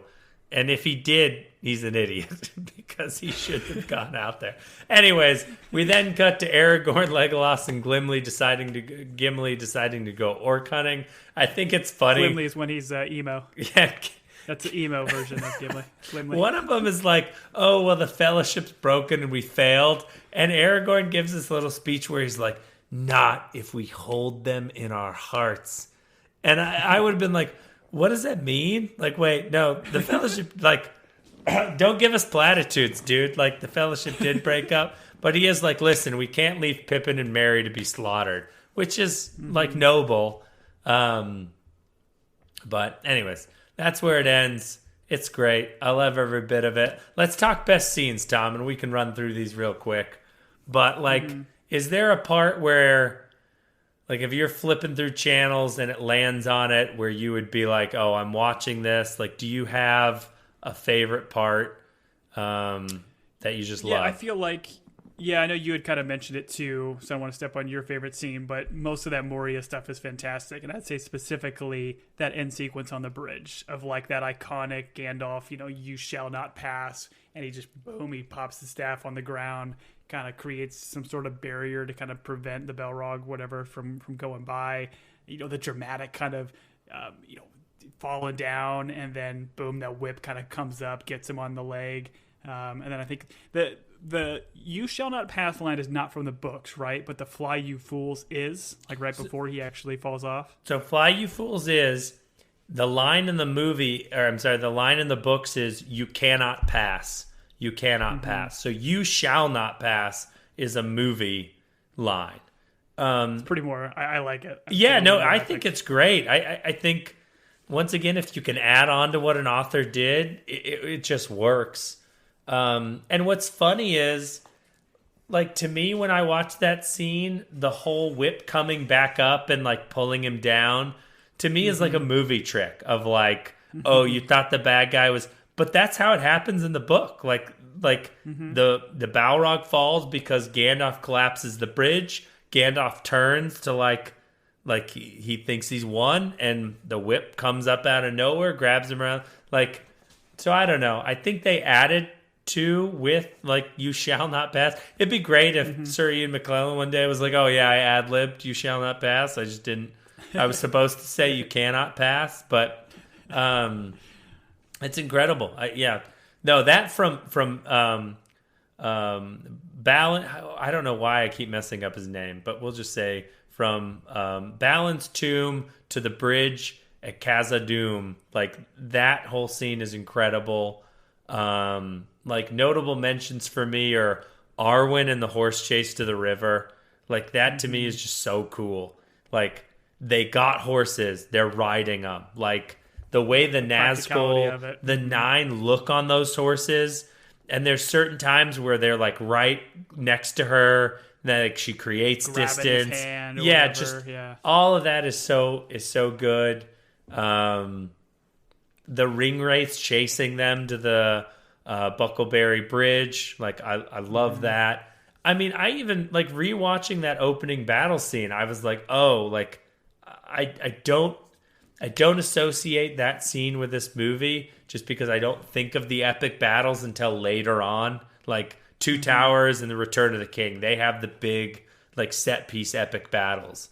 But like I forgot they open with one on this. So, and then the last thing is, I mean, from the beach to Boromir's death, like, I don't know. I love all of that.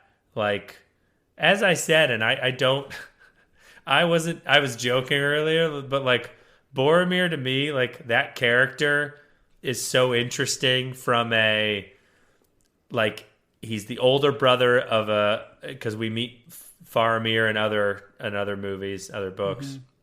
He's the older brother. He's of the line of the stewards. Like, his responsibility has been to like been the heir to Gondor, and then all of a sudden Aragorn shows up, which is a threat to his family and the like political power.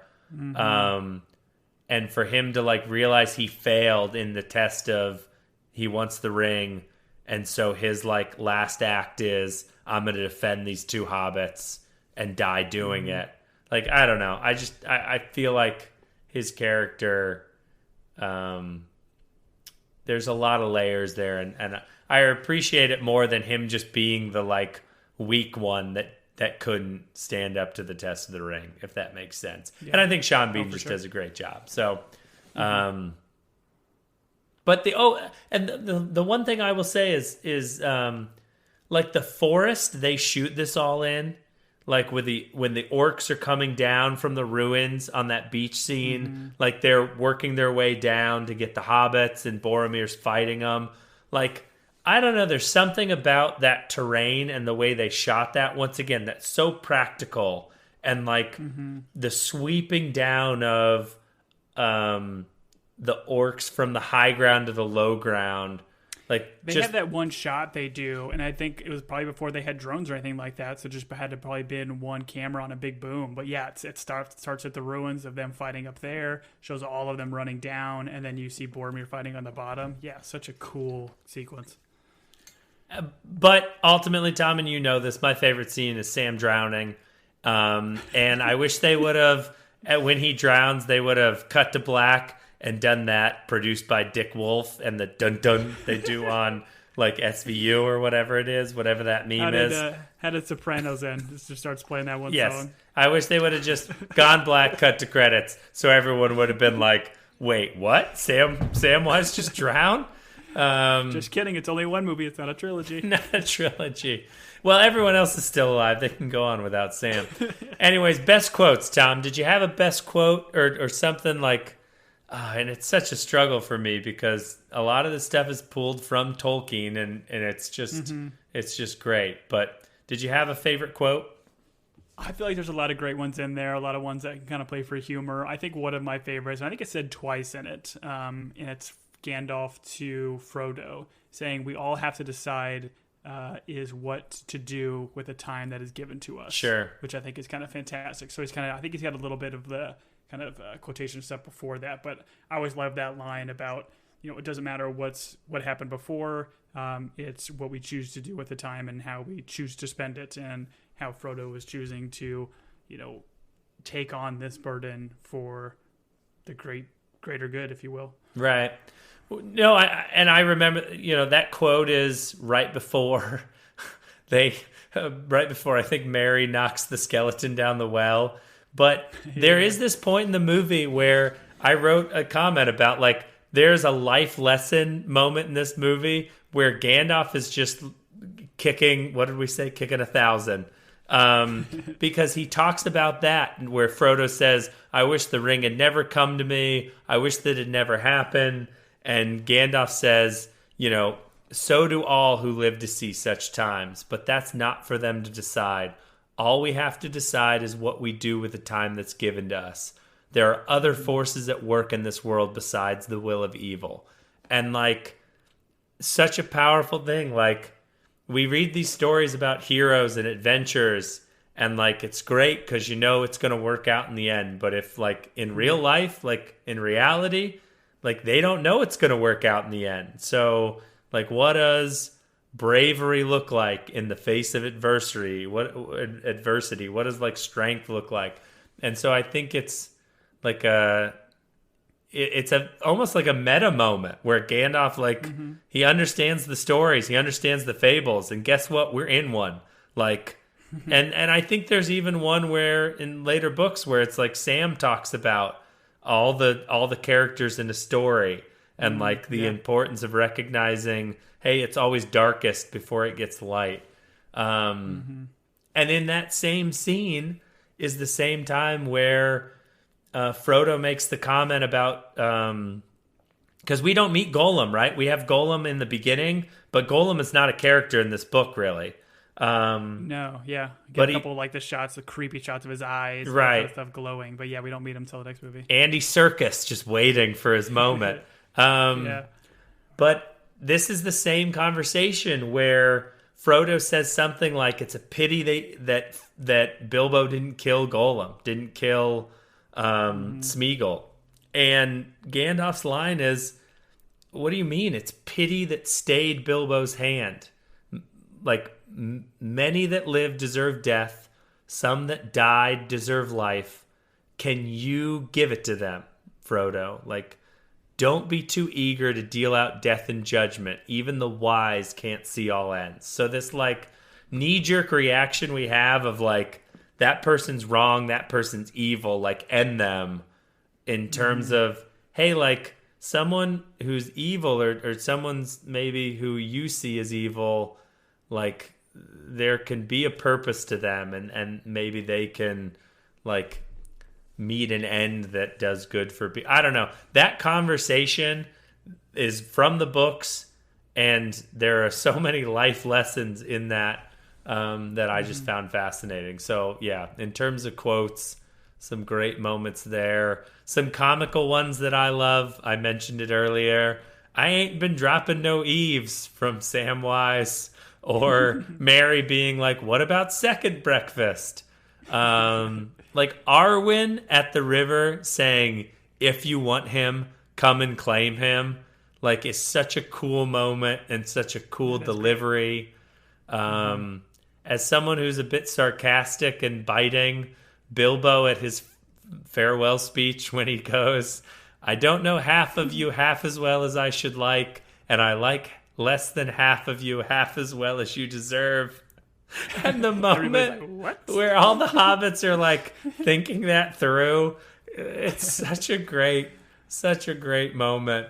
And one thing I do want to say, the actors they use for like hobbits and like people at the Prancing Pony, like, it's not like they got all of the, and I don't mean this to be insulting, but they got like people that have lived life, like they look like real people, as opposed to when you watch a film and like everyone in the background is just beautiful. You know what I mean? Yeah. And then that's in contrast to when you're in like Elven lands, everyone's tall, like statuesque and like beautiful.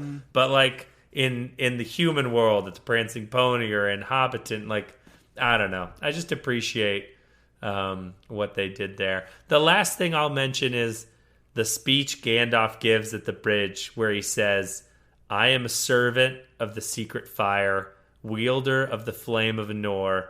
You cannot pass. The dark fire will not avail you, flame of Udun. Go back to the shadow. You cannot pass. Like, the way he does that, I don't know. I don't know when in life you would ever quote him to say that to someone. Like you're merging in traffic and someone's trying to get in front of you and you've already let like two people in, but that third person who's in like the, I don't know, we'll say jacked up truck with like the testicles hanging off the back, and you don't want to let that person in, you're like, I am a certain, like, I don't know how you do that, but that would probably be the only appropriate time to use that quote. I'm going to change the horn on my car to just be, you shall not pass. Did you have a part in this movie that brought you a great comedic joy, Tom? Did you have a favorite funny part? Yeah, the floating Elrond head. That was my favorite. I laugh every time. Oh, man. There, once again, I don't appreciate that Gimli is Gimli and the Merry and Pippin are the comedic relief, but like nobody tosses a dwarf and not the beard is a great moment where he jumps and then they grab him by the beard, and then the last one is just someone who loves like weird, awkward, like comedic moments that go on too long is when he knocks the skeleton into the well and it's just like making more and more noise as he like the head falls off, then the skeleton falls, then the chain, and then the bucket, like just all the different bits. It's funny. Yeah. And then the last one is they have a cave troll. The way Sean Bean delivers that line is like you're in such peril, but the way he says it is such a like exasperated, they have a cave troll. The way he informs Aragorn that a cave troll coming is great. And then the last comedic moment is Sam drowning. If one of these characters was able to get a spinoff, if Amazon decided to throw $4 billion at a show, Tom, who would you wanna watch a show about? I feel like Merry and Pippin would get like a friend-style laugh track comedy thing in Hobbiton. That would be, 23 episode arc seasons. They'd be like the wacky neighbors. They'd live together. I feel like that would be the spin-off show. That's what you would want, though? That's what you want out of this, like, deep Listen, lore that's not what I would adventure? want. This is what the executives and the studio wants. So, you got to get the people what they want. That's fair. That's fair. What about you? What I want Boromir's story. I want, like, the Steward of Gondor. I want, like, how he was trained, how he was raised, like the love between him and Faramir, the lack of love for his father as he eats those cherry tomatoes. The other part of me, I don't know. Like, I love Arwen. I don't love, like, I'm not, like, an Elvish guy. Like, I know that a lot of people, like, dig that culture, that storyline. Yeah, I don't know. Beatles guy. Maybe it's because I'm a human man. I don't know what it is, but I like the human stories. So the other thing I would enjoy is the Breaking Bad of Saruman, where, like, Saruman's a good wizard. Him and Gandalf are smoking weed, and then one day he's like, "I've got terminal, I don't know, weed cancer, and I need to make some money, so I've decided to join Sauron in order to make some money before I die." I don't know. He is the one that knocks. Boromir's my guy, though. Fair enough. Choose your fighter, Tom. You gotta go into battle. It's you, and you gotta pick a partner. Who are you choosing as your partner? Now, I can predict this, by the way. I know what yours is.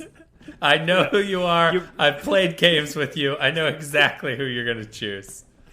Well, that's what I was going to say. We played many of game, whether it's Diablo or your other Diablo set of fantasy games on the internet with our friends. And you are generally the guy with sword. I am generally the guy with the bow.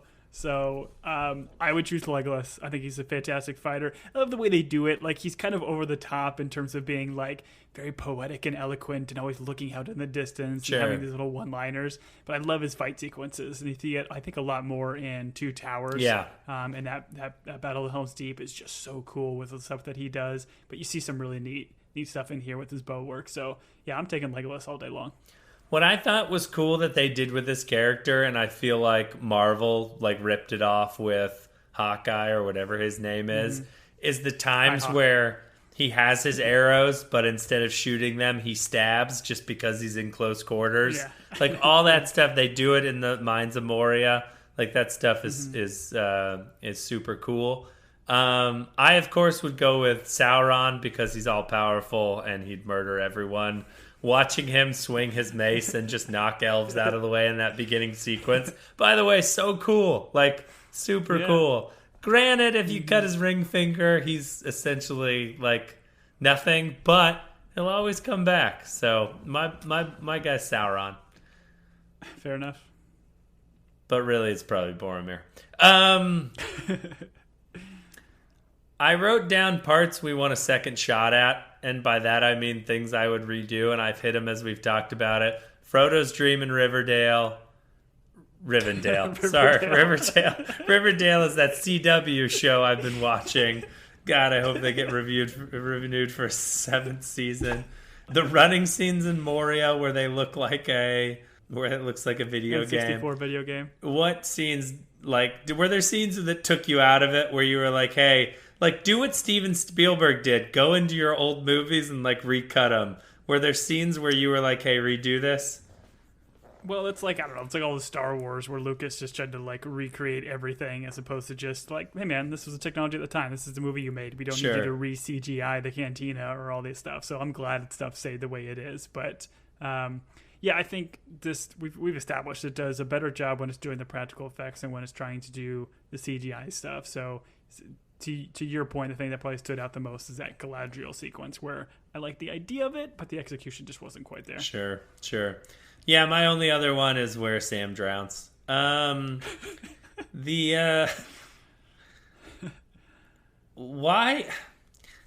We've been talking a long time about this, and I would like to continue to talk for a long time about this, but, like, are there parts of this movie, once again, like, fantasy can be done so poorly, but, like, are there things about this that like you recognize why it's so good and like why you return to it.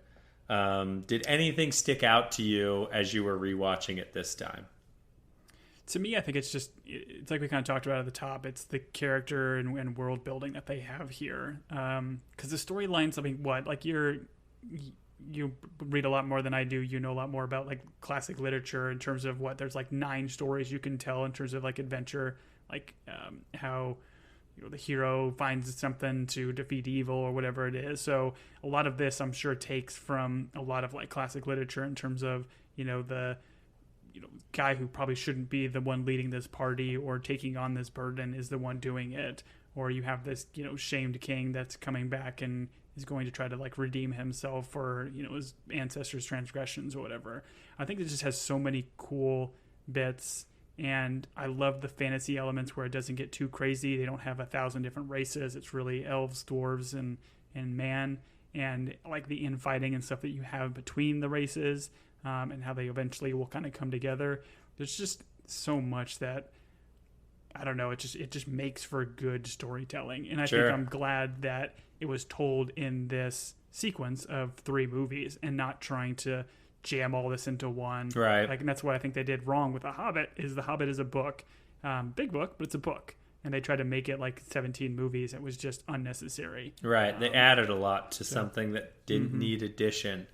But for like a story for me that like the crux of it is light and dark. Like this is like freedom and love and like what the Shire is versus what dark looks like. They do it so well. And the thing I recognize as I watch this is like the bad dudes in this are like, we never have to listen to one of them bloviate about why they're bad, or like, and that's something I think that like movies do. Like sometimes the bad guy is just bad because he wants to watch the world burn. Like, or like he's got to explain why, like he's been wronged. And so he's going through these outrageous like strides in order to, but in this one, it's just like Sauron is evil, like manifested. And his job is to manipulate and control and bring out like the selfish, bad parts of us. And like, if we let him, like he will win and we will all be enslaved. And so I think it's interesting, like Sauron never, like, other than like shy or like some weird whispery stuff, Sauron's never making a bad dude speech, Sauron's the closest thing we get to it, but we recognize him as like he's a second in command vying for power. And there's kind of that interesting point where you feel like while he is subservient to Sauron, he thinks he can get to a point where he could maybe be the big bad, like based on what he's created. So I don't know. I think that's interesting where we don't have this outrageous bad guy that's once again telling us why he's bad. They do such a good job with the practical effects. And then to your point, the hero in this is not the most powerful.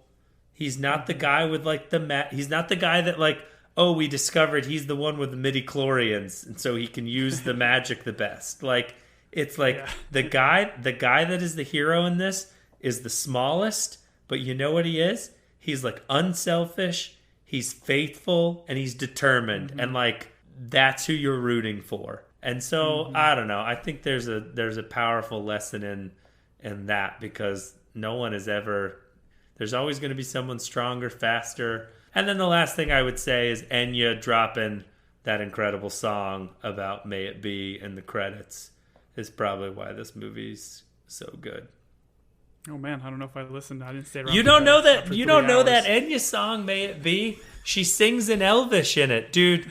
Listen, at my funeral, if Enya's not the first song that they play while they shoot my casket into space, I don't know. It's just I don't know. It's a great song. The last thing I'll mention, and we can wrap this up because we've been talking a long time, is I think something that's important to be mentioned is like I think there are people out there that are like, oh, I don't like fantasy stories. It's all make-believe. None of it's real. Like, I'm sure you've talked to people where they're like, oh, I never could get into those movies because it's not real. And so one of my favorite authors is C.S. Lewis. And C.S. Lewis and Tolkien were contemporaries.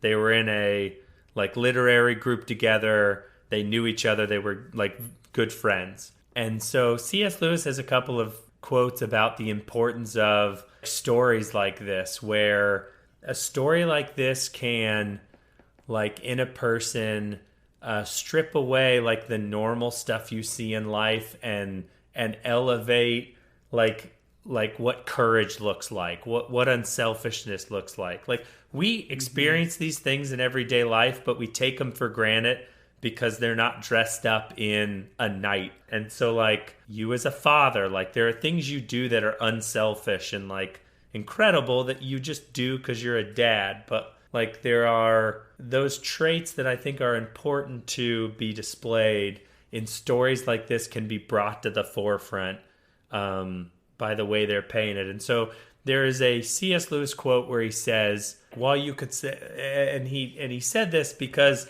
someone was like, hey, should we introduce kids to stories about like evil things and bad things that happen? Like, won't that affect them in a negative way? And so he has a quote about like, since it's so likely that children will meet cruel enemies, let them at least have heard of brave knights and heroic courage. Otherwise, you are making their destiny not brighter, but darker. I think, you know, his point there is like, let them see what heroes look like, even though you have to put them in the context of like evil so that they can, you know, when they come to critical points in their life, understand like what courage looks like. So I don't know. I love these movies and I think they're like incredible if you think of them as not just like a weird fantasy world where there's a lot of stuff that doesn't exist happening. Your thoughts, Tom? Big life lessons. Do you get that stuff out of it, or is it an action flick? And I know the answer to this, so it's a leading question. But no, I'm with you, man. Like this is definitely a movie that does a great job of like tugging at my heartstrings on some of these sequences, like you mentioned, like with Boromir, or some of the like close-up shots they'll do of Frodo, where especially kind of at the end where he's kind of tearing up, realizing like what he has to do. It is incredibly dramatic and incredibly well written. Obviously, the source material is very strong, and Peter Jackson does it incredible justice with all the actors, all the set pieces, all the practicality that went into this. I mean, this was a labor of love, like that Peter Jackson was the perfect steward for this story and this tale. And I mean, again, this is a trilogy for me that's in my top 3 and will, I think, live on to be some of the best cinema ever made. So super happy that we're doing it. Again, we're doing these because we're getting jazzed for the new Rings of Power that's going to be coming out on Amazon. So we'll watch the next couple movies over the next few weeks and then get ready for that show. So please, if you've enjoyed this episode, listen along, get jazzed, and we'll be able to start the new series here coming soon. Yeah, and watch The Two Towers because that's what we're doing next. We appreciate you guys sticking with us. We know we took some time off, but we're excited about the Lord of the Rings stuff that we'll be doing. If you're a Lord of the Rings guy and we said some things that are wrong, you're welcome to email us at teambingepodcast@gmail.com. But we know we were probably wrong on some things. The most important... Listen, I thought you did a very solid, nerdy job. Thank you. The most important thing here, and the last thing I'll leave, is I've made a lot of comments about Sam drowning. I think the important part there is when you look at Frodo and he realizes he has a friend that is willing to drown in order to like stick with him through whatever this is going to be, whatever's going to happen. Tom, you are my Samwise and my Frodo. I want you to know that. You're also my Arwen. In our relationship, who is Frodo and who is Sam? I think I would like to be Boromir. I would like to try and take the ring from you and then salvage that by being shot multiple times with arrows. That's where I'm at right now. Thank you. I know this one's a long one, but it's a long movie. Follow us on... Tom, what's our Twitter? Team Binge Podcast. You can follow us on Twitter, Instagram. We're probably most active on those. But yeah, and if you're whatever podcast you listen through it, whether it's Apple, Stitcher, please rate and review us. Help get us some notoriety and share with your friends. I have been Julian. And I have been Frodo Tom. Hobbit Tom? No, I've just been Tom. No, they all work. All right. We'll see you next time. Thanks. Bye, everybody.